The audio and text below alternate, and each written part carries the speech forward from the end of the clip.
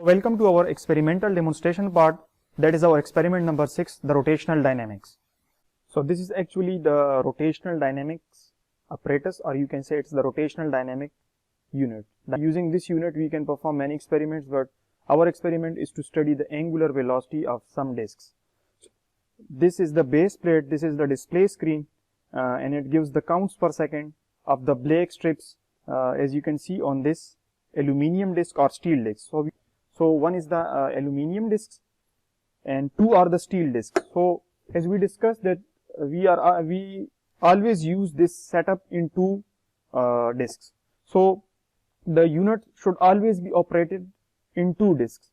So I said that there are two disks and two disks, one is the aluminium disk and two are the steel disks. So we will find their angular velocity one by one. In the first case we will find the angular velocity of the aluminium disk, and in the second case we will find the angular velocity of the steel disk. Keep in mind that there is a third disk, and on one side it is written that this side must be down. So this is actually a 16 mm hole. So keep in mind that this is our base plate and this is the spindle having holes in it. So this disk should always be at the bottom of the disks. So first we will place this side down on the spindle. This is the first disk, and now if you are studying the angular velocity of the aluminium disk or the steel disk, so first we will just study the angular velocity of the aluminium disk. So how to do it? We will then keep the aluminium disk on the top of the spindle. So this unit should always be operated in two disks, keep in mind. So now we know that there is an air tube, and the air is provided by the air compressor. The air goes inside this tube and comes out of this spindle as we discussed. So this spindle gives the, let me show you. So as you can see that this spindle is having some holes in it. So actually the air comes out of these holes. So on the top of it we place the disc. So the steel disc is always this one. The disc with this mark is always on the bottom. Keep this disc on the spindle, and the second disc is this, the aluminium disc, with the mark should be on the top. Keep in mind that this mark should be above. So this is our second disc. So this is our display screen, and it counts actually the number of black bars when this disc is rotating. This display screen counts the number of black bars per second. So here it is written that it counts.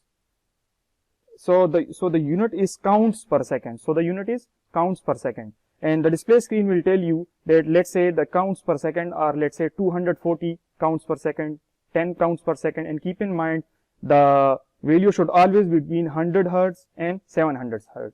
So this is actually the range in which this display screen counts. So the value is reliable between 100 to 700 Hz, and this is actually the switch which we were talking about. So if we will always operate this system in the upper mode. So we will flip this switch to the upper mode when this system is operated. Here we have two valves. So for this experiment, one valve should be at the center of the spindle, and the other valve, as we discussed, that it should be at the holes, and it should be at the valve pin storage. So keep in mind there are three positions. The first two are the valve pin storage, and the bottom one is the bottom disc valve. So keep in mind when you will place this valve pin in the center, what it will do, it will keep the second disc, the bottom one, this disc, on the base plate fixed, or you can say that this disc will not rotate when this disc is freely rotating above its surface. So this disc, we want this disc to be at rest. So what we will do, we will place the one valve pin at this position, valve pin position. So this means that this disc will be fixed and the top disc will be rotated above the spindle. And this valve pin is for the purpose that the air actually comes out of the spindle. So in order to uniformly distribute that air to these discs, we will place one of the valve pin at the top of the spindle. So this is actually the apparatus for this experiment. This is the rotational dynamics system, and this is the display counter. It tells us the number of counts per second. These are our two discs. The system is always operated in two discs.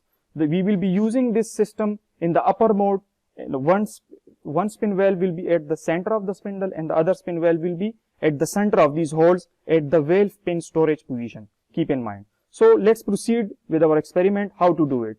So the first thing you need to know is to turn on the air compressor. At the other end of this slab, you are having an air compressor, and that air compressor actually provides the air to 4 of these units. So there are 4 workstations actually in this lab, and the air compressor provides the air to all of the 4 units. So what we will do, we will keep on the air compressor. So the air compressor actually provides the air, and the air is provided to this unit through this gas pipe, and this is the gas valve. So keep in mind, whenever you are operating this unit, you should not be rotating these discs against each other when the air compressor is not turned on or when this valve is in the off mode. Keep in mind. So if now this is in the off mode, so if I will rotate the first disc on the second, definitely there will be some friction, and that friction will be responsible to reduce the angular velocity when this system is operated. So keep in mind, we will turn on this valve. So you will not turn this valve directly.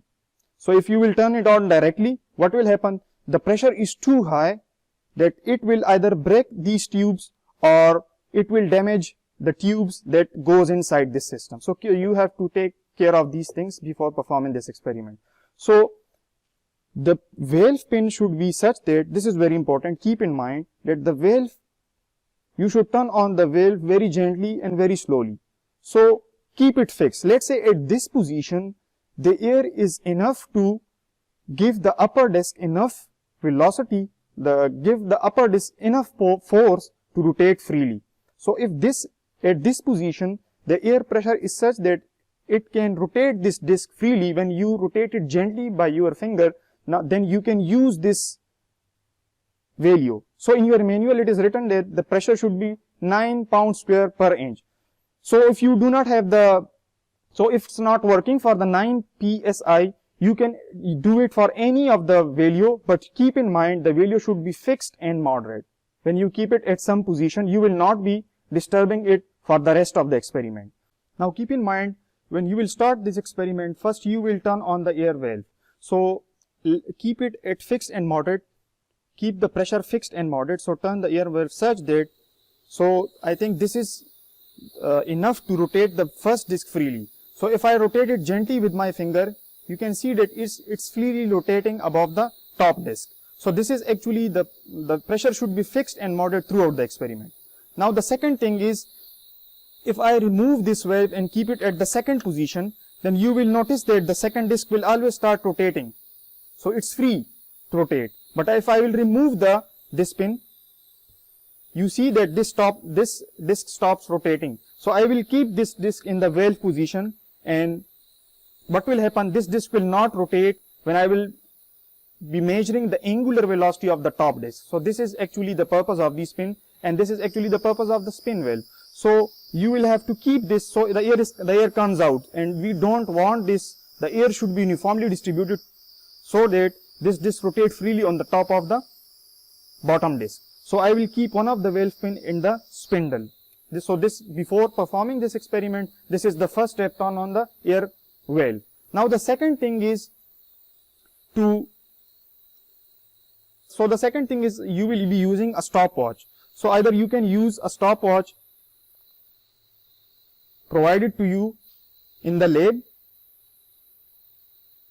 or also you can use your phone, the stopwatch that comes in your phone. So you can use that stopwatch as well. But so there are 2 optical readers. As I discussed, there are 2 optical readers. So the first optical reader reads the number of black bars of this black disc, and the second optical reader reads the number of black bars of this second disc. So there are 2 optical readers. Now if the switch is in the upper position, now if this disc is rotated, it will monitor the first disc, the number of counts of the first disc. So this display screen, so it's showing that 144 counts per second. Now it's showing that 143 counts per second. So keep in mind, it tells us the number of counts, the number of black bars per second of the first disc, because the switch is in the upper mode. So this is actually the function of this switch. and this is actually it will gives us the value of Ri and Rf. Now how to note your readings? First, you will be using your stopwatch. So for the initial reading, you will first rotate the top disk gently by your finger like this. Now this display screen will tell you the first value 117, and keep in mind, let me repeat, the value should be between 100 counts per second to 700 counts per second. So rotate it so that it gives you a value of between 100 and 700 Hertz. So let me rotate it gently with my finger. So the first value it gives is 231 and the second is 229. So we will note that value. The first Ri value is 229 counts per second. So the value of Ri will be 229. Let me note this value. Ri is our 229 counts per second. The display screen is showing that the Ri after 2 seconds when I gently rotate this. So keep in mind, you should always be using the second value because the display screen is updated every 2 seconds. So when you rotate it gently by your finger, note the second value right after the first value. So this will be the accurate value actually. Now the disk will be rotating throughout the experiment.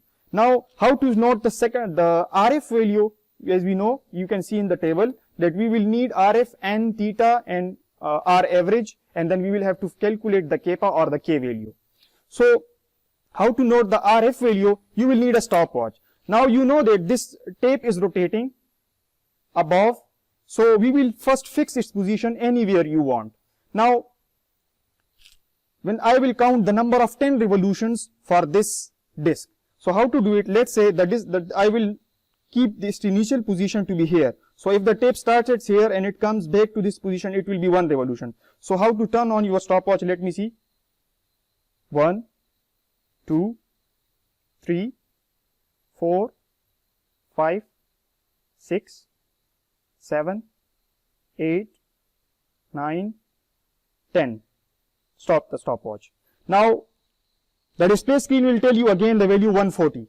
So this will be your RF value. The RF value is to 140 counts per second.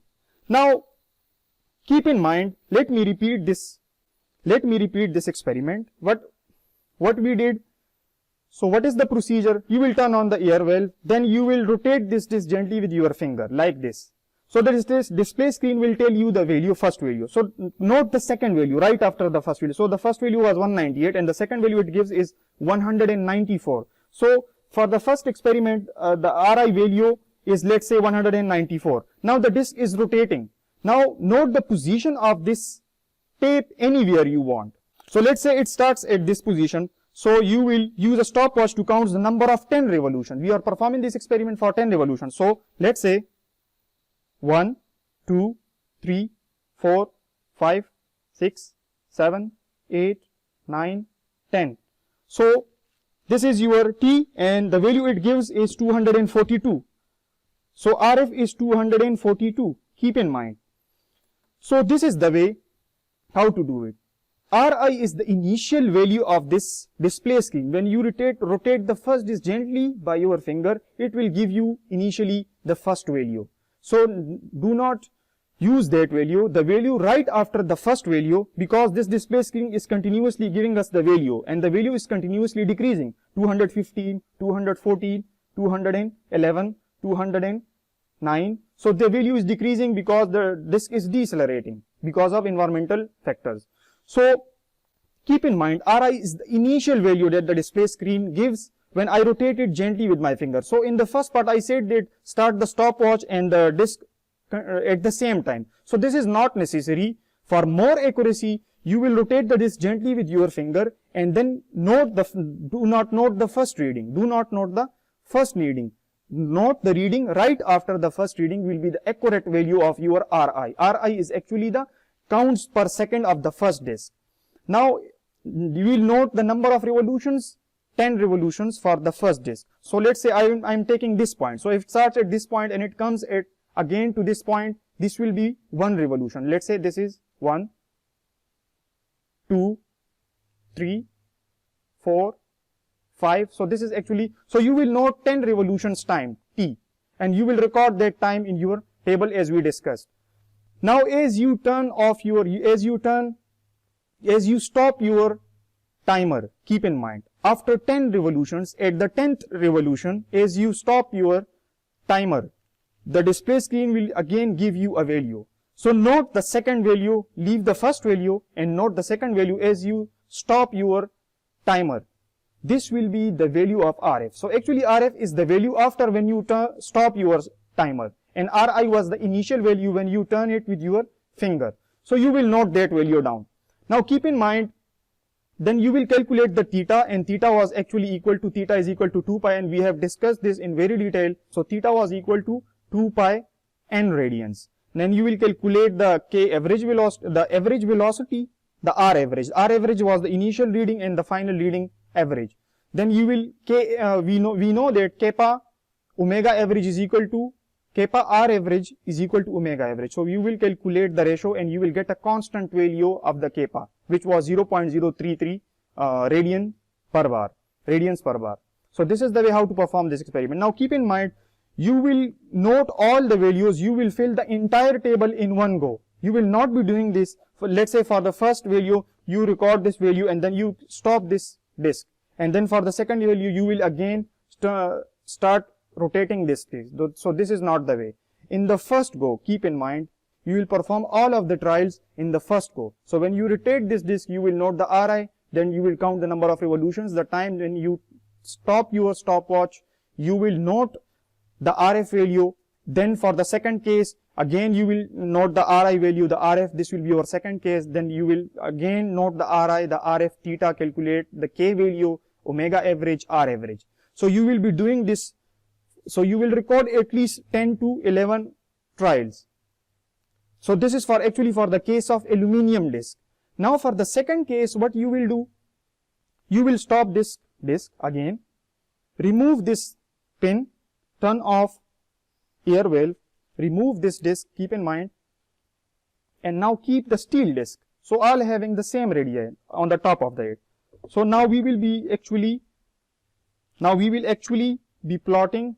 Now we will be actually measuring the angular velocity of this steel disc actually. So again keep the spindle, keep the valve pin right in the middle of the spindle, turn on the air valve,